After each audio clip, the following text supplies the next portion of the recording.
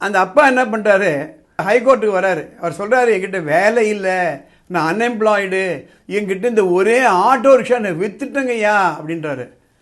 High court என்ன சொல்லுது, நோவே, உனக்கு வருமானம் இல்லை, நீ ஆட்டோ வித்துட்ட, இல்லை இங்கே சொல்லாதீங்க.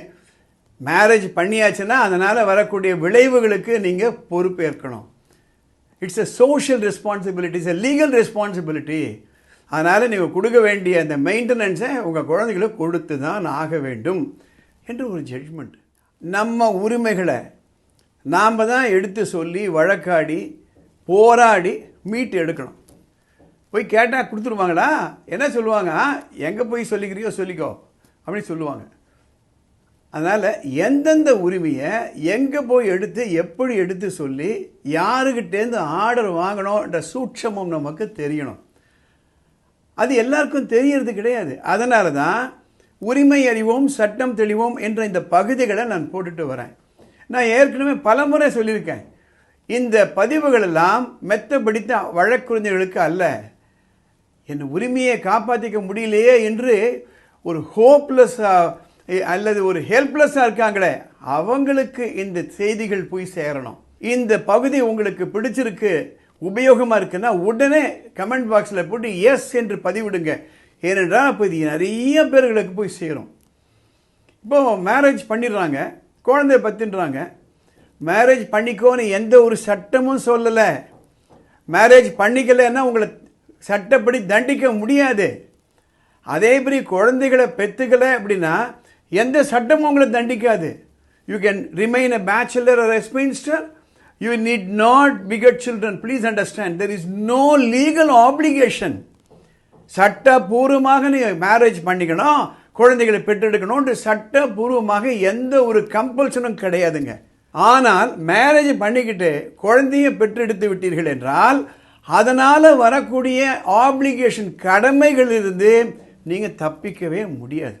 எங்கிட்ட கெப்பாசிட்டி இல்லை, என்னால் மெயின்டெனன்ஸ் கொடுக்க முடியாது என்று சொல்ல முடியாது. என்ன காரணம் வந்தாலும் முடியாது. ஒரு இன்ட்ரெஸ்டிங் கேஸ் பாம்பே ஹைகோர்ட்லேருந்து 2 குழந்தைகள், 10 வயசு ஒன்று, 7 வயசு ஒன்று. லோவர் கோர்ட்டில் அவங்களுக்கு மெயின்டெனன்ஸ் ஆர்டர் பண்ணிடுறாங்க, 8000 ரூபாய் 4000 ரூபாய்னுட்டு. அந்த அப்பா என்ன பண்ணுறாரு, ஹைகோர்ட்டுக்கு வராரு. அவர் சொல்கிறாரு, என்கிட்ட வேலை இல்லை, நான் அன்எம்ப்ளாய்டு, என்கிட்ட இந்த ஒரே ஆட்டோ ரிக்ஷா நான் வித்துட்டேங்கய்யா அப்படின்றாரு. ஹைகோர்ட் என்ன சொல்லுது, நோவே, உனக்கு வருமானம் இல்லை, நீ ஆட்டோ வித்துட்ட, இல்லை இங்கே சொல்லாதீங்க. மேரேஜ் பண்ணியாச்சுன்னா அதனால் வரக்கூடிய விளைவுகளுக்கு நீங்கள் பொறுப்பேற்கணும். It's a social responsibility, it's a legal responsibility. அதனால் நீங்கள் கொடுக்க வேண்டிய அந்த மெயின்டெனன்ஸை உங்கள் குழந்தைகளுக்கு கொடுத்து தான் ஆக வேண்டும் என்று ஒரு ஜட்ஜ்மெண்ட். இந்த ஜட்ஜ்மெண்ட் எத்தனை பேருக்கு தெரியும்? ஒருவேளை அட்வொகேட்டுக்கெல்லாம் தெரிஞ்சிருக்கலாம், நீதித்துறையில் சம்மந்தப்பட்டவர்களுக்கு தெரிஞ்சிருக்கலாம், சாதாரண மக்களுக்கு தெரியுமா? ரைட். எங்கிட்ட பல பேர் சொல்கிறாங்க, நான் இவ்வளோ கேட்டு பார்த்துட்டேன் சார், கொடுக்கல சார், அவர் கொடுக்க முடியும் சார், கொடுக்க மாட்டேன்றார் சார், எங்கிட்ட பணம் வாங்கினார் சார், அதுக்கு அத்தாட்சி இருக்குது சார், ஆனால் கேட்டால் கொடுக்க மாட்டேன்றார் சார். மயிலே மயிலே இறகு போடுனா போடவே போடாது. அதனால் சில கடமைகள் நமக்கு இருக்கு, மரியாதை நம்ம செஞ்சுடணும். இல்லைன்னா செய்ய வைப்பாங்க. சட்டம் உங்களுக்கு துணையாக இருக்கும். உங்களுக்கு உரிமைகள் இருக்கிறதுன்னா அதற்காக நீங்கள் போராடணும். அதனால் நேரமாகலாம், பணம் செலவாகலாம், ஆனால் கண்டிப்பாக உங்களுக்கு அந்த உரிமை காக்கப்படும். இந்த நம்பிக்கை நம்ம சட்டத்து மேலே வைக்கணும். அதற்காகத்தான் இந்த பதிவுகளை நான் போடுறேன். இந்த பதிவு மற்றவர்களுக்கு பயனுள்ளதாக இருக்கும் நீங்கள் நினச்சிங்களன்னா உடனே இந்த பதிவுகளை மற்றவங்களை லைக் பண்ணுங்கள், ஷேர் பண்ணுங்கள்.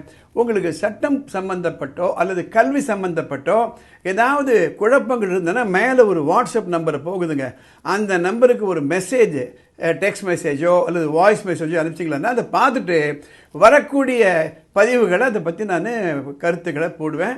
இந்த சேனலுக்கு சப்ஸ்கிரைப் பண்ணுங்கள். அடுத்த எபிசோடில் பார்க்கலாம்.